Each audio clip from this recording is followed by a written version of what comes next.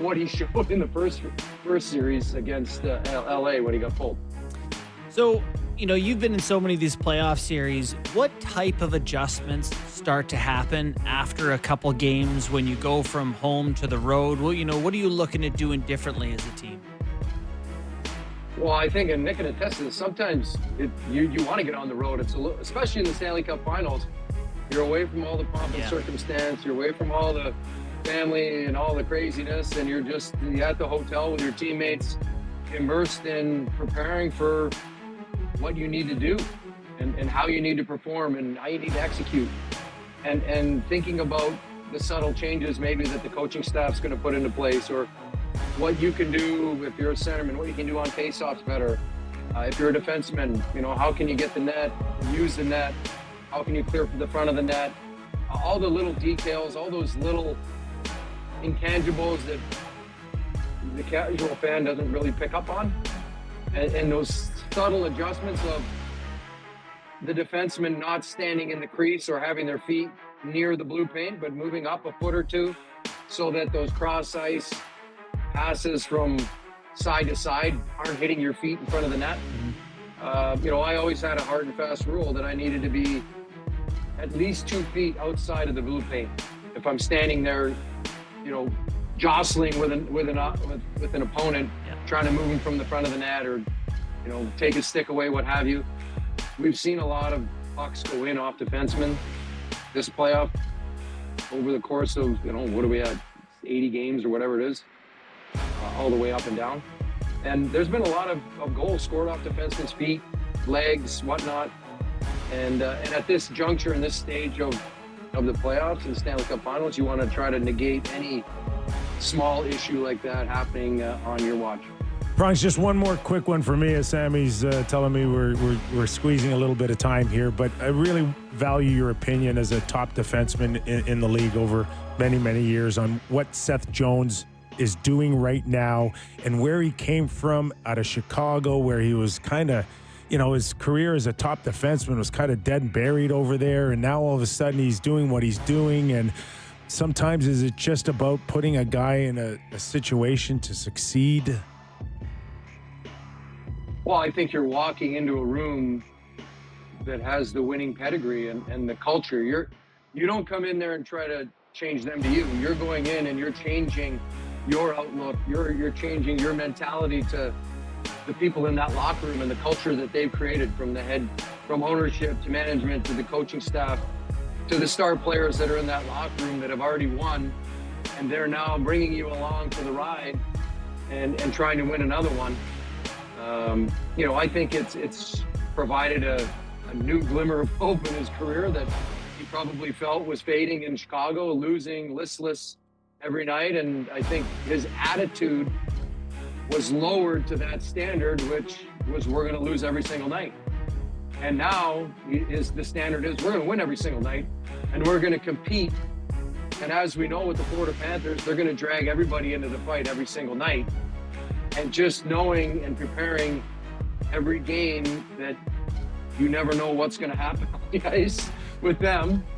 And the physical side of it, big guy, he needs to use his body, the skating ability, jumping up in the attack, providing offense, and then the way he defends, long stick, mobile, able to cut down the ice in half and really kind of segment the defensive zone and force his man in the corner where he can then create turnovers and use his good stick. So he's been, I think he's been a little bit better, as I mentioned earlier, throughout the course of the playoffs, but I think he's been better maybe than they expected at this stage of him getting there. He didn't get off to a great start when he was in Florida.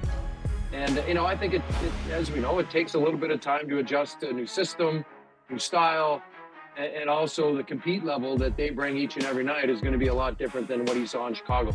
Awesome stuff as always on our show, man. We really appreciate your time. Prongs, thanks for doing this. Enjoy the game. Game 3 tonight, Florida Panthers. Appreciate it. Thank you. Oilers. That is the one, the only Chris Pronger. One of the best to ever suit up on any blue line. Yeah. No, he's bang on with a lot of that stuff. I like the part about being 2 feet in front of the crease when you're conducting those battles. Yeah. Got to be aware where you are. Yeah, guys Sam looking to Bennett's, fall on. Sam Bennett's such a dirtbag.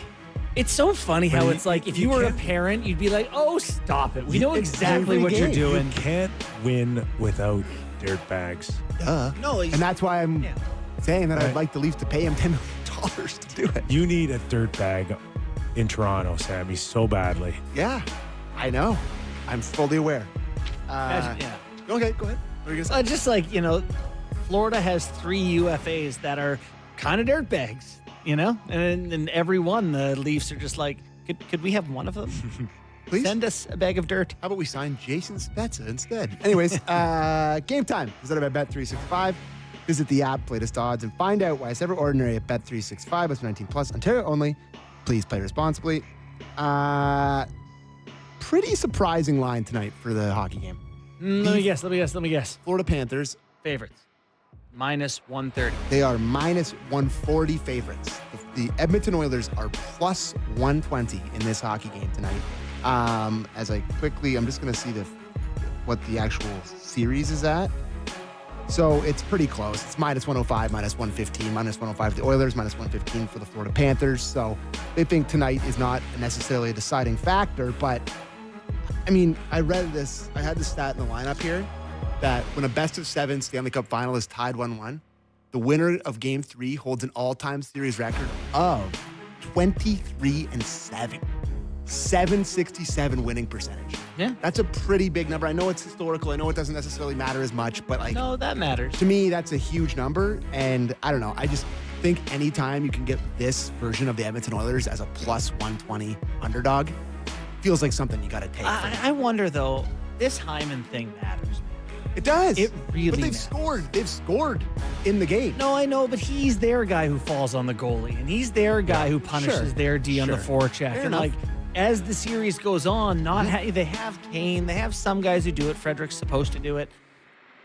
But where is Brown in game 3 to 7 potentially? And where is Kapanen potentially from now to game 7? So those are the kind of question marks, but they just help. It might not be enough. They gotta turn themselves into poor man's Hyman for the Oilers. Can they hit a window of 7 to 10 days where they're playing out of their minds? Because that's what it's going to take.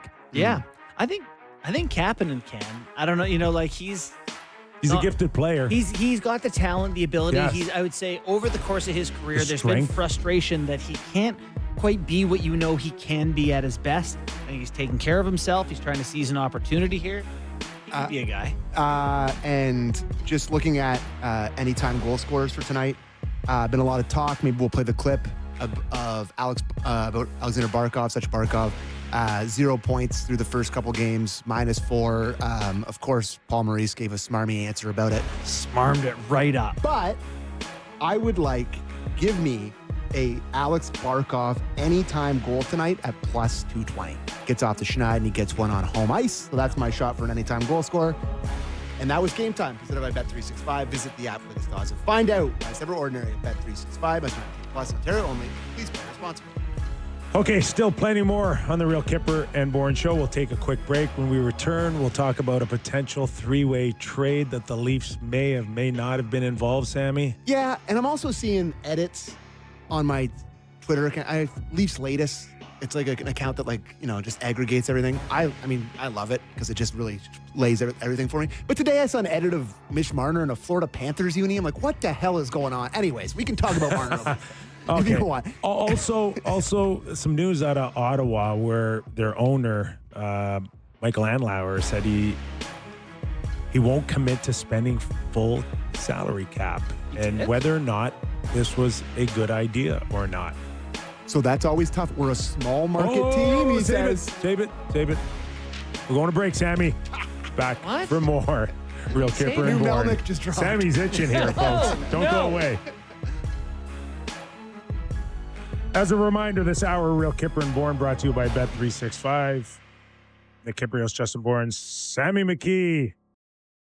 All right, we kind of left off on the Ottawa Senators, so let's pick that up, Sammy. Ottawa owner says he won't commit to spending full cap, and that, and I quote, as it stands right now, our cash over cap is higher.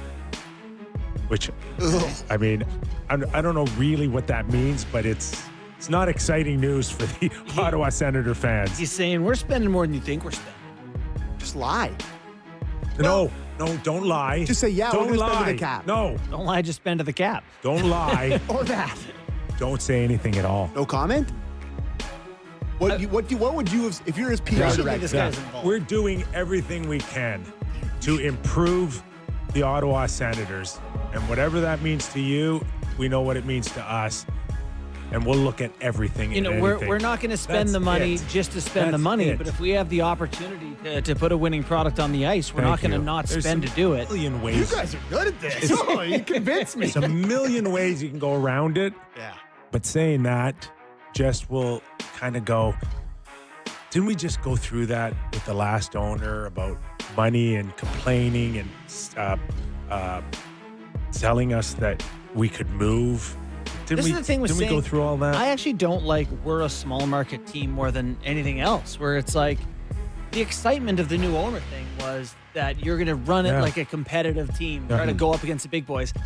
And then when you win and you get in the playoffs and you go deep, you make a lot of money. Yeah. You know, that's And where they the money did. is. Like, Well, you got 3 Like home the- gates. okay, 3's better than what they've had for the last Yeah. gazillion years. It's great. Okay, so it's a start. Yeah. Start. It's a good start, but the problem is the last little while there was, I don't know how the debt got cleaned up. That was not my business, but they accumulated a lot of debt over the last few years, and it sounds like they may have still lost money this year. So That's what this is. when you're this, talking about this is paying what off it sounds. This is what it